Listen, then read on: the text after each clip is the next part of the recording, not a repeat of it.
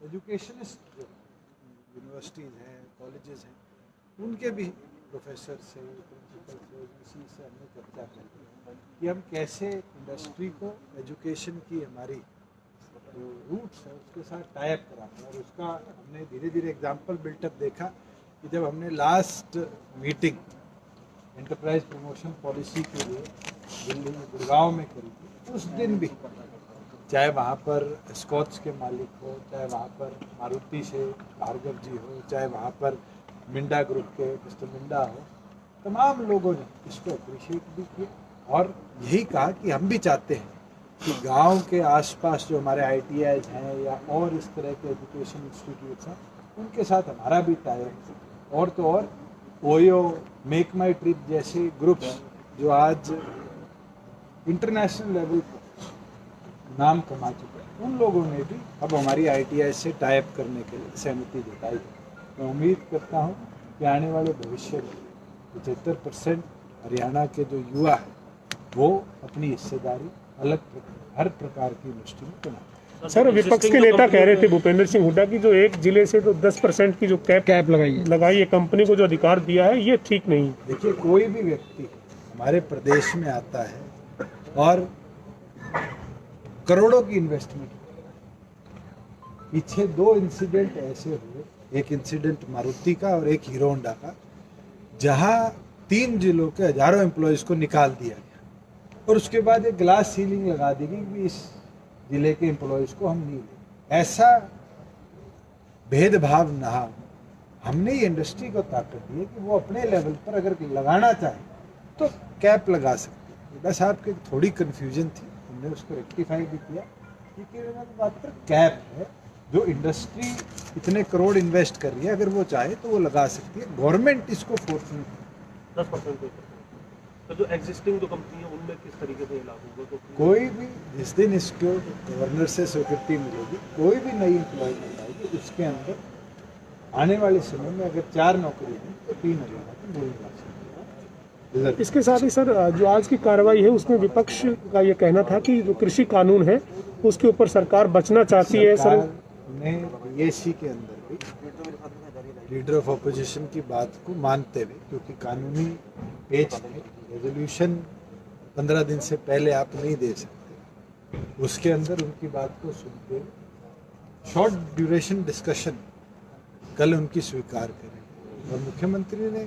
House of the floor कहा, floor of the house को, कि हम अगर चाहेंगे तो उसके ऊपर रेजोल्यूशन भी केंद्र सरकार के पक्ष में भेजेंगे। एक सर, रजिस्ट्री मामले में आज ध्यानाकर्षण प्रस्ताव पर चर्चा हुई है। कहा गया विपक्ष की तरफ से कि रजिस्ट्रियों में घोटाले हो रही हैं या फिर बड़ी स्पष्टता के साथ कहा, 1 रुपए का रेवेन्यू लॉस स्टेट को नहीं। नए हमारे रेवेन्यू सॉफ्टवेयर के बाद प्रदेश को इस महीने, जो पिछला महीना गया अक्टूबर में, 54 से लेकर 57 करोड़ के बीच का, एग्जैक्ट फिगर तो मेरे अभी ऑफ द माइंड नहीं है, फायदा हुआ। जहां बात उनने करी कि 33,000 रजिस्ट्रियां गलत हुई, 2 महीने जो लॉकडाउन था उस दौरान तो 30,000 से कम कुल रजिस्ट्रियां हुई थी, वो भी मैंने बताया। मगर बिल्कुल 7A के अंदर जहाँ रेवेन्यू लॉस ना होते हुए भी कई बिना NOC के रजिस्ट्री करी गई थी, उसको हमने समझते हुए देखते हुए सख्त कार्रवाई भी करी है। हमारे 8 रेवेन्यू ऑफिसर्स के खिलाफ हमने कार्रवाई करी, उनको सस्पेंड ही नहीं किया, चार्जशीट ही नहीं किया, उनके खिलाफ FIR भी कराई है। और अब पूरे के पूरे हरियाणा प्रदेश के एक 32 अर्बन लोकल बॉडीज़ की भी हमने 7A वायलेशंस मंगाई। कई तो ऐसे लोग थे जो बातें बड़ी बड़ी कर रहे थे, उनको यही नहीं पता था कि अर्बन लोकल बॉडीज़ को छोड़ के 7A हरियाणा प्रदेश के हजारों गाँव पर भी लगता है। और हमने सबकी मंगाई है। अगर इस तरह की कहीं रजिस्ट्रेशन हुई तो जो भी अधिकारी इन्वॉल्व रहे उसके अंदर केवल मात्र नायब और तहसीलदार ही नहीं, अगर वहाँ पर ऑन रिकॉर्ड किसी पटवारी ने भी रेवेन्यू रिकॉर्ड के साथ छेड़छाड़ करी तो उसके खिलाफ सख्त से सख्त कार्रवाई। सर, आपके 75% पहली सरकार जब मनोहर सरकार बंद थी उस वक्त आपने पुरजोर तरीके से ये मुद्दा उठाया था कि जो बाहरी व्यक्ति है हरियाणा से बाहर के, उन्हें जो नौकरी देने का मुद्दा है उसको आपने उठाया था। मौजूदा समय में आप उद्योगों के अंदर 75% का बिल लेकर के आ गए, लेकिन जो सरकारी नौकरियां हैं या सरकारी पोस्ट है, जिस तरीके से अभी विपक्ष ने मुद्दा उठाया था HPSC की पोस्ट को लेकर के, यहाँ अभी भी वो तमाम चीजें जो इसका बहाली जवाब तो फ्लोर ऑफ द हाउस।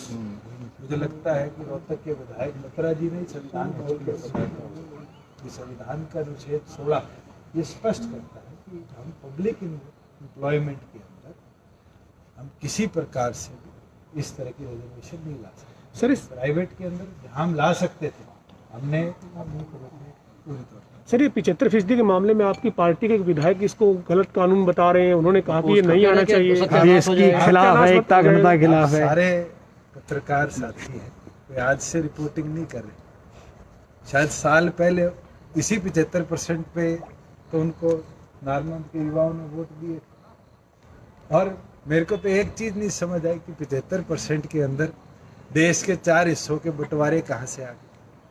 मुझे तो ये चीज नहीं समझ आई कि देश टूट जाएगा, देश बट जाएगा, जबकि वो कोई अनपढ़ विधायक नहीं है, विद्वान है, वकील है। उनको ये पता होना चाहिए कि एक नहीं अनेकों राज्यों के अंदर आज ये कानून लागू है। मैं तो इतना बोलना चाहूँ कि कई बार उम्र के साथ साथ सर पंचायती शामलात भूमि अधिनियम संशोधित जो है उसमें क्या नया अमेंडमेंट है सर? वो समझ गए सर हम अगली बात तो समझ गए। पंचायत की भूमि पर अलग अलग जगह इंक्रोचमेंट बड़ी मात्रा और फाइन की जो पेनल्टी थी वो 5,000 से 10,000 रुपये प्रति हेक्टेयर थी, जो कि 2,000 रुपये प्रति एकड़। 2,000 रुपये आज के दिन हर व्यक्ति की जेब उठा सकती है कि अगर उसको इंक्रोचमेंट की पेनल्टी लगाए। हमने एक क्लॉज लगाया है कि जो उस लैंड की मार्केट वैल्यू है, अगर कोई इंक्रोचर है पंचायत की ऑक्शन लैंड पर नहीं बैठा, कब्जा कर बैठा, तो फिर उसके ऊपर 5 से 10% पर हेक्टेयर उसकी जो मार्केट वैल्यू है उसके हिसाब से पेनल्टी लगेगी, जो कि जैसे हमारे गोहाना के विधायक ने बताया कि गोहाना में 1 करोड़ रुपए की धरती पर अगर कोई बैठा है और 2,000 रुपये दे रहा है, तो मुझे लगता है सबसे ज़्यादा राजस्व का नुकसान किसी को हो रहा है तो उस पंचायत को हो रहा है। अगर उस पर पेनल्टी लगेगी और उन्हीं की कैलकुलेशन के हिसाब से बताओ तो 90,000 रुपये पंचायत को मिलेंगे, तो फायदा किसका होगा? पंचायत का होगा। और यही हमारी उम्मीद अपेक्षा है कि हम अपनी ग्रामीण पंचायतों को, गाँव को और ताकत देने का काम। ठीक है, थैंक यू। धन्यवाद। सर कल पंचायत से कल तो वो बिल आएगा सर? कल छाप